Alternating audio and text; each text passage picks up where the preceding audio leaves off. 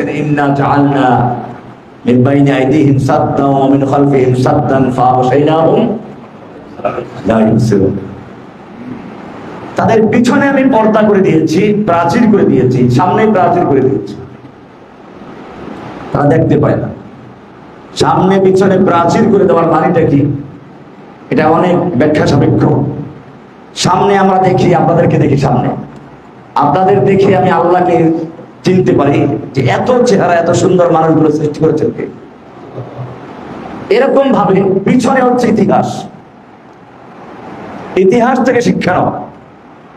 ইন্না জাআলনা মিন বাইনি আইদিহিম সাদ্দান, আমি তাদের সামনে প্রাচীর করে দিয়েছি। তারা সামনে যা দেখতে পায়, মানুষ, গরু, ছাগল, গাছগাছালি, আকাশ, মহাকাশ, চন্দ্র, সূর্য, গ্রহ, নক্ষত্র, এগুলো দিয়ে তারা আল্লাহকে চিনতে পারতো। এখন আমার চিনার রাস্তা খুলে রাখি নাই, তাদের সামনে প্রাচীর করে দিয়েছি।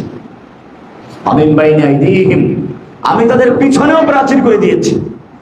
তার মানে ইতিহাস থেকে শিক্ষা নিবে, সেই বলতে হয় কি নাই।